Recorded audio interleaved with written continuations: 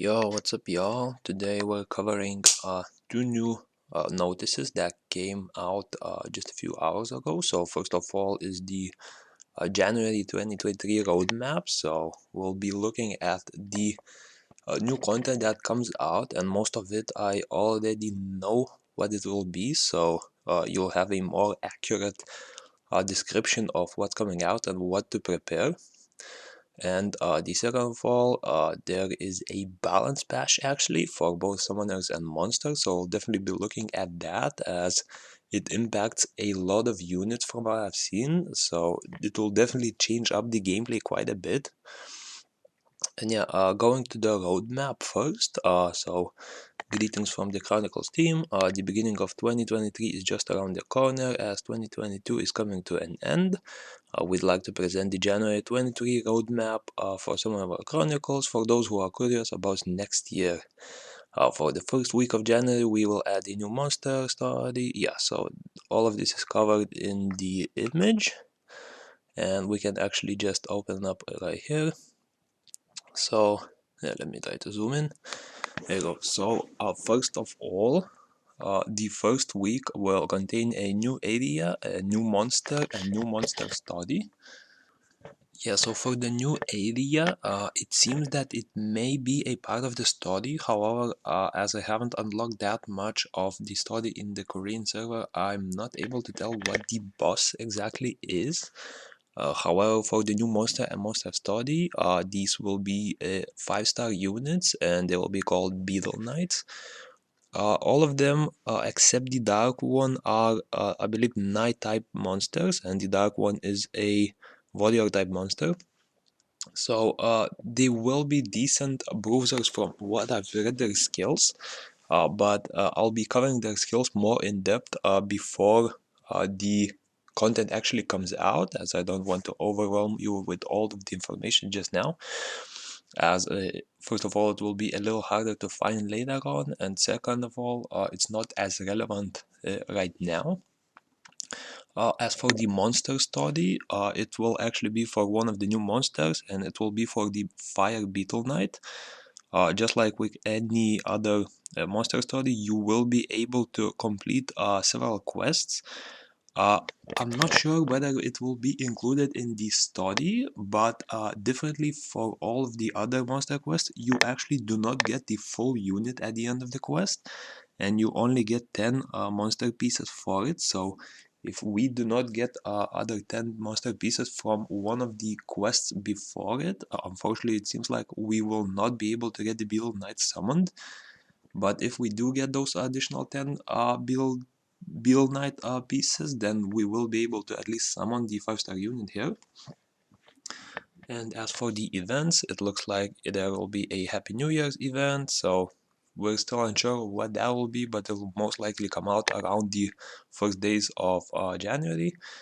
12 Ascensions event, so most likely similar to the previous one, where right after the Trial of Ascension reset, you have a week to complete some limited quests for a little bit of rewards. I believe those rewards weren't too good, so definitely don't overhype the event too much. And the new monthly check-in event, so most likely just the current check-in event that will be reset on the January 1st. And jumping over to the third week, so we will be getting a new monster and a new monster study. The monster here will be the Dark Hug Magician, and she's a support type unit. Fortunately for this one, we do actually get the full unit at the end of the study, and she will definitely be a really good addition to your team, as after reading her skills, it looks like she's an amazing support unit. However, just like previously, I won't be covering her skills just yet, and I'll look into them once the update is close to rolling out to see whether you want to build her or not. But trust me, you will want to invest some items, runes, and materials into her for sure. And as for the events, we'll be getting a season 3 of our collection challenge, so make sure to collect the previous collection challenge rewards before they disappear. Then we'll be getting This one I was confused about. The Conquer the Spires of Ascension and Attribute of Ascension. From what I understand, that content does not reset, and there is already a permanent event for it in your event page. So I'm not sure how this will work out. Perhaps we will be getting the reset on the Spires of Ascension or the Attributes of Ascension, which would be amazing, as the rewards you get from there are really nice, and it will allow you to upgrade those Spire of Ascension's buffs way higher, as once you reach the limit of where you can reach in your Spires of Ascension, the battles become extremely difficult, and not a lot of upgrades can be done that way. And yeah, jumping over to the 4th week, we will be getting a new raid and a new monster. So for the new raid, it will be another elite raid called the Twisted March. The image definitely doesn't do it well, but it looks like it will be some sort of a what are they called? A lady that basically, whenever she looks at you, she turns your units into sort of a stone. Isn't that Duza that I called? I'm not sure. But yeah, the raid itself is called Elite Twisted March, and you will be able to get a 5-star 4 awakened gear, as well as vampire and despair runes from it. So that's a new addition, and we weren't previously able to get runes from the dungeon itself. So yeah, the gear itself will be pretty similar to the strength of Boiling Waterfall or Naraka, so definitely another way to get it. However, do not expect that it will be stronger than Naraka's gear, but the runes are a good addition to it. And for the new monsters, it will be the Hell Ladies that were recently released on the server as well. And for those skills, I will be covering them in more depth closer to the release date. And as for the events, it looks like it will just be a new raid event, so most likely focusing on the Twisted March dungeon, which will come out in the 4th week. And now jumping over to the balance.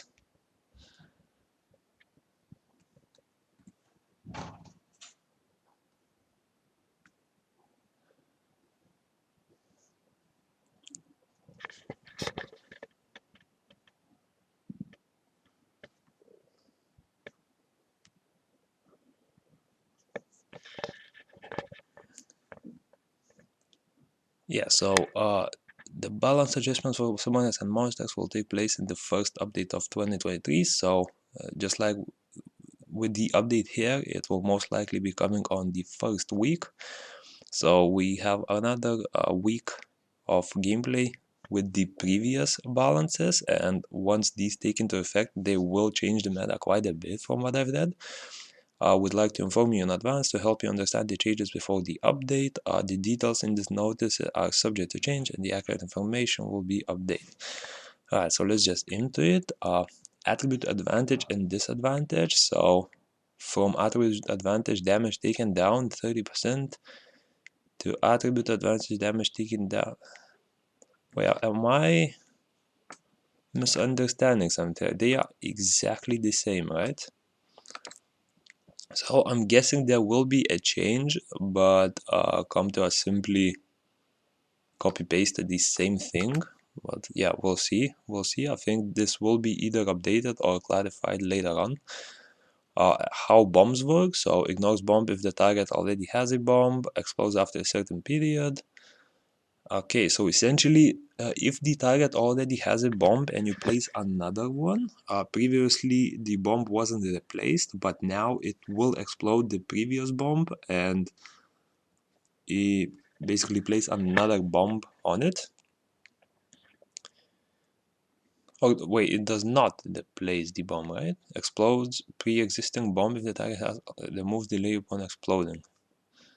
It's hard to say what will be the case. It looks like the bomb will explode instantly, but I'm not sure whether another bomb will be placed or just the cooldown of the skill will be reset. But yeah, it's a bit hard to understand here. Okay, bomb explosion explodes immediately if the target has a bomb.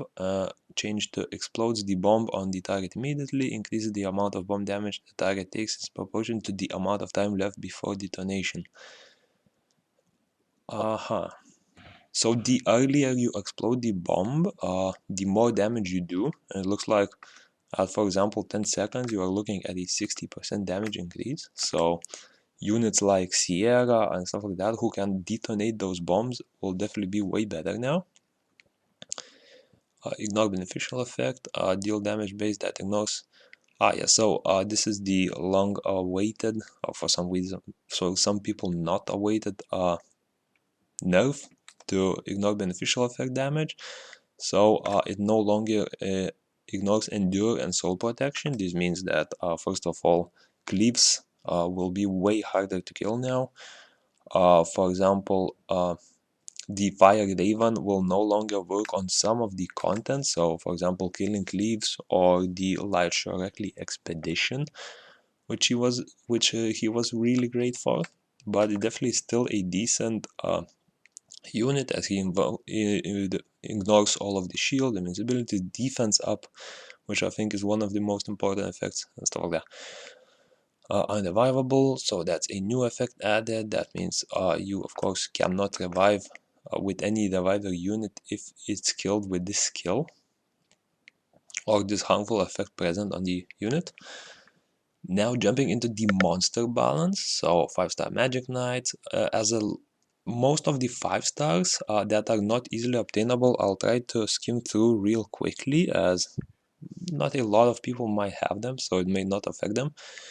5-star Magic Knight, so the light one will have the mana cost and cooldown decreased, number of removals increased, so a little buff to the light one. Dark Gravity Shot, improvement on pull-on area attack, damage increased, rate increased, removal as all around buff there. I believe that's the third skill. The Water one, Frozen Body, changed so that the recovery does not stack with multiple attacks.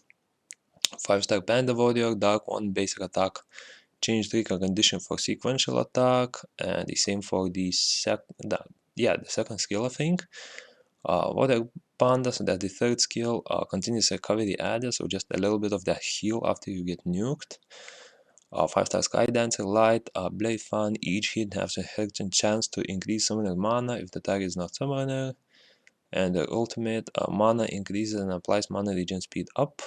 The dark one, attack down, change fixed. Chance fixed. Wait, how does that work? I'm guessing there was either a bug or just a buff to the chance, perhaps. The fire one, amuse, mana cost and color increased, and the wind one, this is what a lot of us actually got. So the fallen blossoms, that's her third skill. Mana cost and cooldown decreased, so she might actually finally get some gameplay action, I think. Let me just check it real quickly. Her third skill cooldown was 30 seconds, I believe. Yeah, it was 30 seconds at 5 mana cost, so potentially we're looking at a 4 cost and 24-second cooldown skill, which will definitely be a big game changer, especially for some PvP scenarios. So yeah, I'm quite excited to check how that works out now. 5-star Sylphs, the light one, bleed applied before dealing damage, mana cost and cooldown decreased, the dark one, damage increased, water one, damage increased, and the wind one, I actually have, remove beneficial effect. I'll have to look into that, but that definitely will be a little buff to him, as right now he's pretty useless. 5-star Polar Queen, light one, Aura of Dawn, so target skill cooldown increase added, summoner HP and skill cooldown decrease amount decreased. The Wind one, Tiana, also I have her, so let me see. Wind of Changes, mana up effect added, will not make her useful still, unfortunately. 5-star Joker, so only the light one, removes beneficial effects upon skill hit, decreases skill cooldown upon successful removal. Okay. Amputation magic. Wait, the light one has amputation magic? I thought that was the skill of the wind one, wasn't it? Or was that a typo again? Let me see. Because I mean, we do know Comptos makes typos, so I don't really trust them just yet. Joker, where are you? Yeah, so the skill is called Elimination Magic, so they definitely fucked something up here. Remove buff effect, skill acceleration to itself. Remove buff effect. Okay, so this has to be the light one. They just took the skill name of the wind one for some reason, so that's another type of will come to us. So keep in mind that this is definitely the light one, not the wind one. 5-star mermaid. Oh, mermaids were horrible, so definitely an update that needed. A light one, the cover they changed from attack to max HP. Same for her other skill. Water one, the most powerful effect if there is no bomb. That's oddly specific, but okay. Fire, burning hearts, number of beneficial effects removed, undercoverable added, skill cooldown up deleted. So this is the first unit who will have the undercoverable skill, I believe.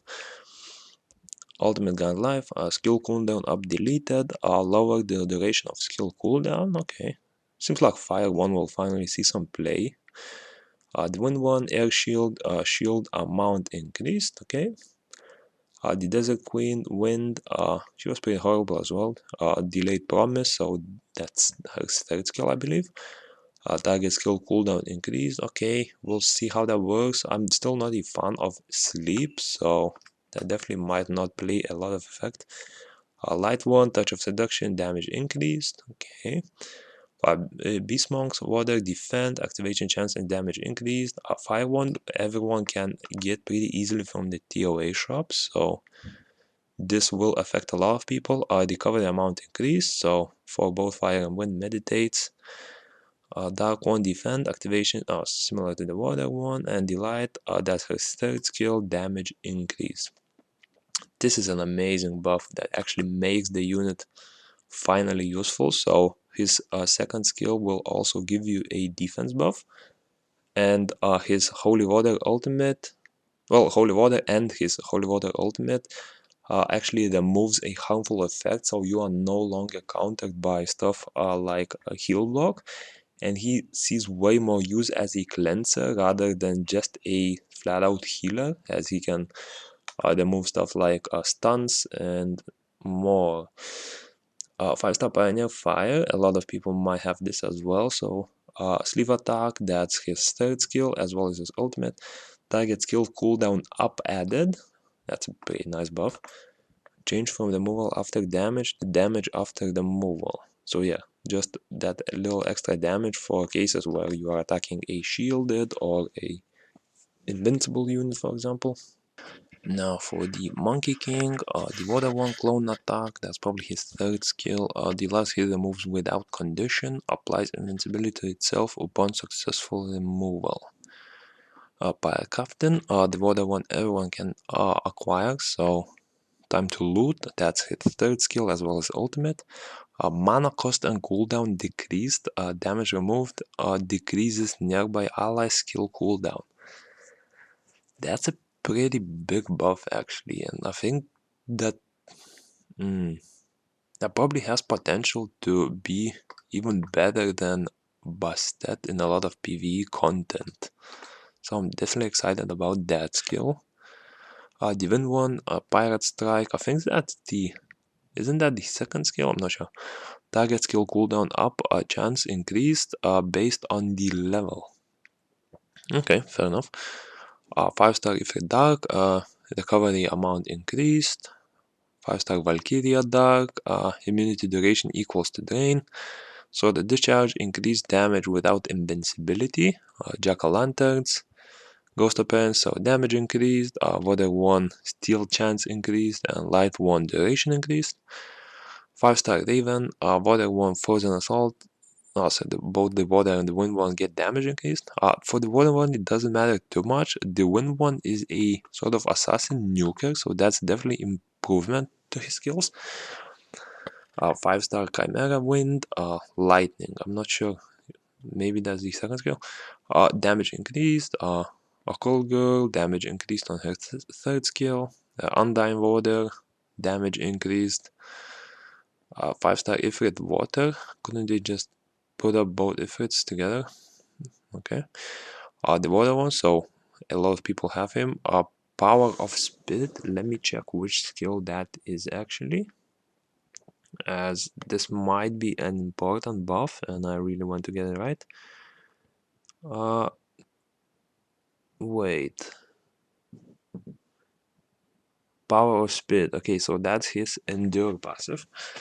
So activation condition changed from below certain HP ratio to little damage. So instead of going to like 5 or 10%, it's now at the moment before dying. So a little more accurate activation. I think this will help him a bit, as instead of wasting that endure like a second earlier, you will have another second to actually make use of it. 4-star Calgear, light, silver plated bullet, so I think that's the second skill. Number of removal increased, undecoverable added, and chance adjusted. Okay. 3-star water fairy, purify the command increased. I don't think this will matter too much. And 3-star mummy water, change so that it activates at a certain chance upon removing the cooltime. I don't think people use the mummy too much, so this probably won't affect a lot of people as well. Now jumping over to summoners. So I can only speak for Cleave, so both Kina and Orbia I'll quickly hop over and just read the changes itself. So the fire one changed to damage after recovering nearby targets, so just the order of effects happening. Double wind, they move 2 beneficial effects instead of 1. Light blast, skill cooldown down, range increased. Stardust, I'm not sure which Stardust is, but HP decrease upon revival fixed for all elements. Wait, revival is on the light one, right? Dark boost, max number of revives from 3 to 2 monsters, and ally reflect damage added to the last hit. This looks like a little bit of a nerf. Fire swing, attack up, and skill cooldown down, AoE increased. Okay. Looks like the fire one is getting a pretty decent buff here. Ice swing, attack speed up, AoE increased. Green swing, accuracy up, and the move harmful effect, AoE increased. Light swing, recovery received up, AoE increased. And the dark swing, deflect damage, AoE increased. Okay. Now for my boy Cleave. So Tenacity Keeper. I think that is his passive, but I will check real quick. Tenacity Keeper, let me see. Yeah, so it looks like that is his passive. Oh, it's actually one of, yeah, it's a passive that's upgradable in the skill tree. So basically, at level 5, it has a 90-second cooldown, and once he dropped below 30%, he got Endure for 15 seconds, and level 1 continuous recovery for 15 seconds. So now Endure duration was decreased, so a big nerf to him, as he does rely on that Endure quite a bit. Activation condition changed from below certain HP to little damage. Okay, so that kind of makes up for the Endure damage, and I think it makes up quite a lot actually. As previously, he could be one-shot even without activating Endure, so if he was above 30% and he received lethal damage in a single hit, he would actually not even activate the passive. So although the duration was decreased, first of all, Endure can no longer be damaged through the ignore beneficial effects, plus the activation condition changed. So this looks like a buff for Cleave actually, for his passive release. Lava attack, damage increased, fire shield attack up to itself added. I don't think the fire one will see much change, as the fire one is only useful in the new seal content. Dark double attack and duration decreased. So yeah, pretty much same with the passive, just because the endure can no longer be breached through, so you definitely need to decrease it, as well as the dark one had the ability to actually keep the endure up permanently, so he needed a change. And Dark Blow changed Endure effect to crit resistance down. Okay, so he actually doesn't even get the Endure effect, it seems, and instead gets crit resistance down. Okay, so yeah, Dark Leaf way worse now, and some other elements might actually see use in PvP. But the overall effect, it seems like the Endure was definitely way better now. So quite excited to test that out. As for the Orbia Firebolt, burn duration increase added. That's great for the new seal content as well. Firestorm, last hit damage increased. Thunderstrike, random range increased and damage increased. And Darkstorm, unrecoverable duration decreased. So a nerf to the Dark one as well. And yeah, it seems like that's it for the patch. Pretty decent changes. A lot of units, well, not a lot of units, a lot of summoner skills are getting decent buffs as well as some decent nerfs where needed. And a few units definitely getting really big changes. For example, the Water Archangel, that's actually a huge buff in my opinion. The rest are up to you to decide. I think the Tiamar's buff was pretty decent in my opinion, as that activation condition definitely needed some improvement, and it will allow him to last a few seconds longer in the battle. The rest, a lot of them were just damage increases, and some skills simply did not see a lot of change, but some of them will be pretty useful as well. And I'll definitely test out the units that were changed that I own. And yeah, we'll see how the changes roll out. I hope you enjoyed, and see you in the next one.